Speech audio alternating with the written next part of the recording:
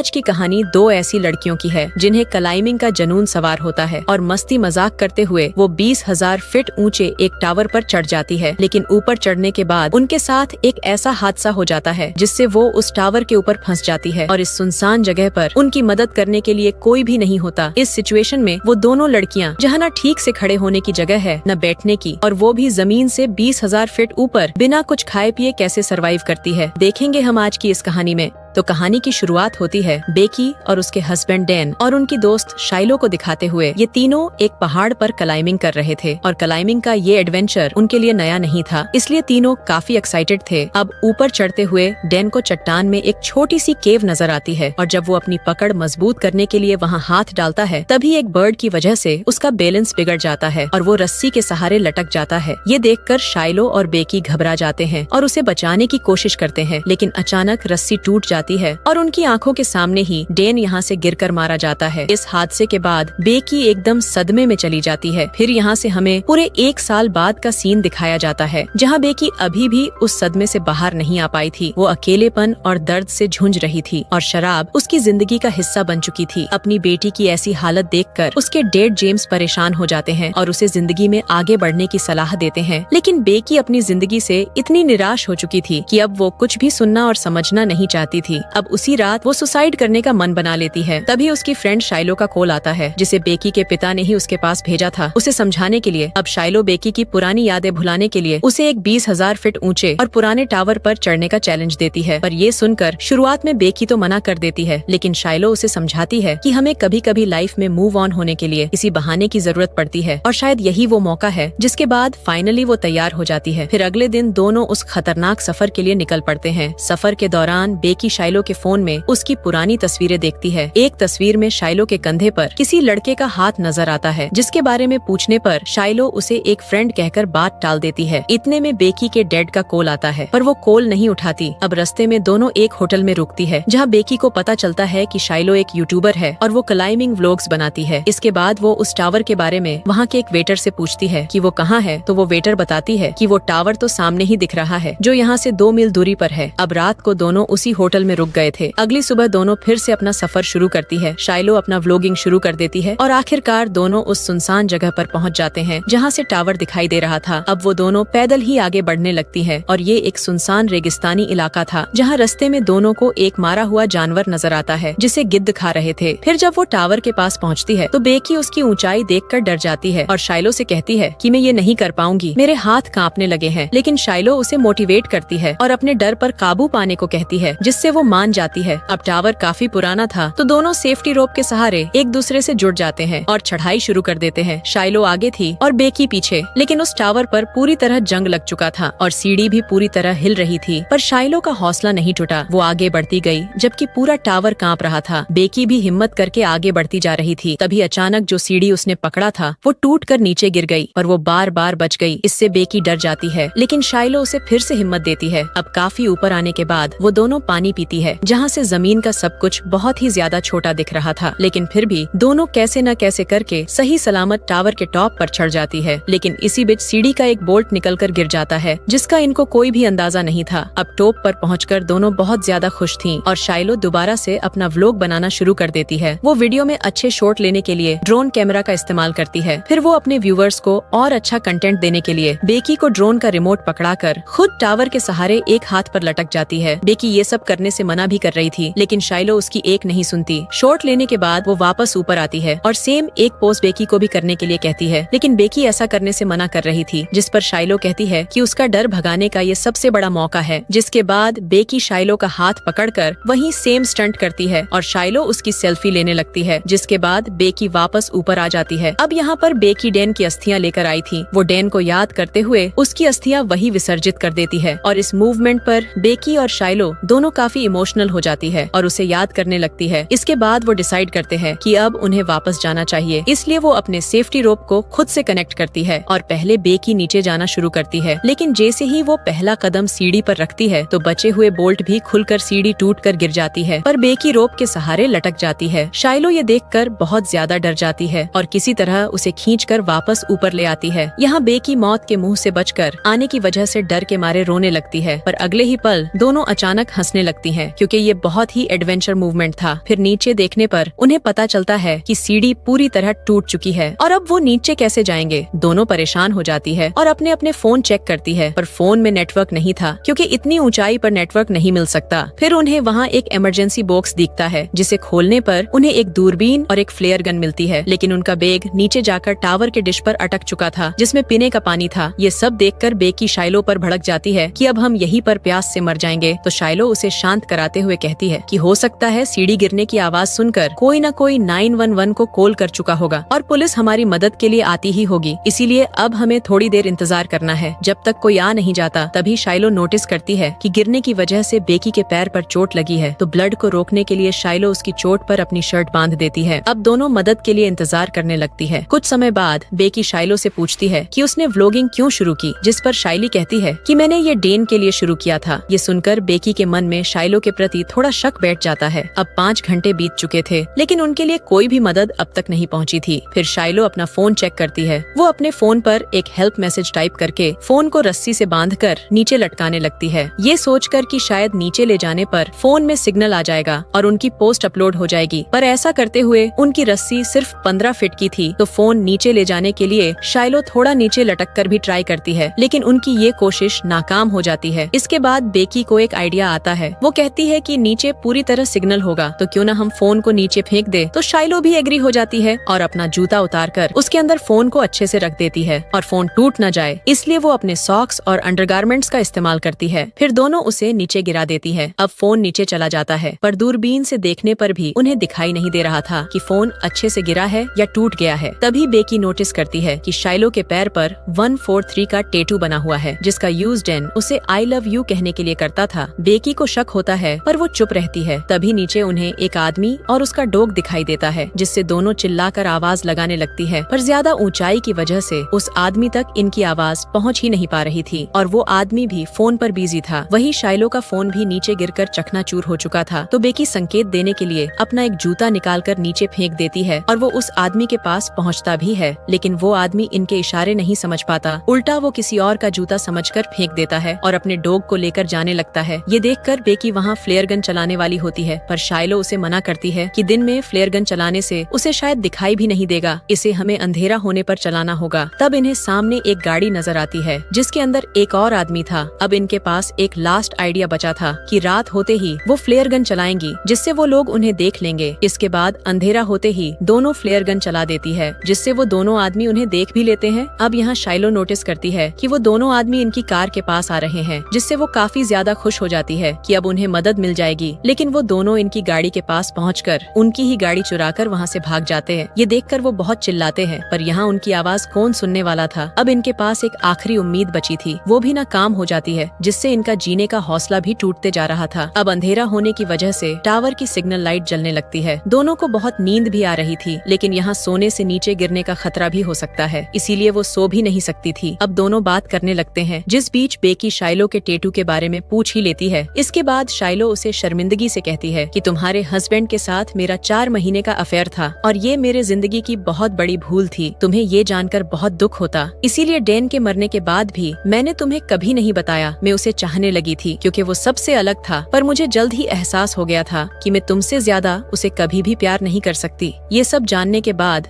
बेकी को बहुत ज्यादा बुरा लगता है, पर वो कर भी क्या सकती थी। अब इन दोनों को यहाँ 24 घंटे बीत चुके थे और सुबह हो गई थी और बिना खाए पिए दोनों को भूख भी बहुत ज्यादा लग रही थी। इसलिए शाइलो डिसाइड करती है कि वो किसी तरीके से यहाँ से नीचे जाकर अपना बैग ऊपर ले आएगी, जिसके बाद वो रस्सी को टावर से बांधकर वहाँ से नीचे चली जाती है। लेकिन किसी तरह नीचे जाने के बाद रस्सी छोटी होने की वजह से शाइलो अभी भी बैग तक नहीं पहुँच पा रही थी। अब उसके पास और कोई ऑप्शन नहीं था, इसलिए वो अपनी रस्सी से लटक कर किसी तरह डिश तक जंप लगाकर पहुँच जाती है। वहाँ पहुंचकर सबसे पहले वो अपने बैग से पानी पीती है, लेकिन अब उसके सामने एक और चैलेंज था कि वो कैसे ऊपर जाएगी, पर किसी तरीके से अपने बैग को रस्सी से लटका देती है, जिसके बाद फिर से जंप लगाकर खुद भी उस रस्सी के सहारे लटक जाती है। फिर बेकी उसे ऊपर खींचना शुरू कर देती है। शाइलो भी ऊपर चढ़ने लगती है और वो बस ऊपर पहुँचने ही वाली थी, तभी बेकी के हाथ से रस्सी फिसल जाती है, जिससे वो तेजी से नीचे गिरने लगती है। ये देखकर बेकी की धड़कन एकदम से तेज हो जाती है, लेकिन जब वो नीचे देखती है तो शाइलो उसे रस्सी पर लटकी हुई दिखती है। हालांकि शाइलो के हाथ में काफी चोट लग गई थी और अब वो रस्सी पकड़कर ऊपर चढ़ने की कोशिश नहीं कर सकती थी। इसके बाद बहुत मुश्किल से बेकी अकेले ही अपनी पूरी ताकत लगाकर शाइलो को टावर के ऊपर ले आने में कामयाब हो जाती है। फिर बेकी पानी पीती है और थोड़ी देर बाद एक हेल्प नोट लिखकर उसे ड्रोन में फंसा देती है। दोनों ड्रोन के सहारे अपना मैसेज पास के होटल तक पहुंचाने की कोशिश करती है। वो काफी खुश हो रही थी, लेकिन थोड़ी दूर जाते ही ड्रोन में बैटरी कम होने लगती है, इसलिए बैटरी पूरी तरह से खत्म होने से पहले वो वापस ड्रोन को अपने पास ले आती है। अब ये एक आखिरी जरिया था उनके बचने का, लेकिन वो भी ना कामयाब रहा।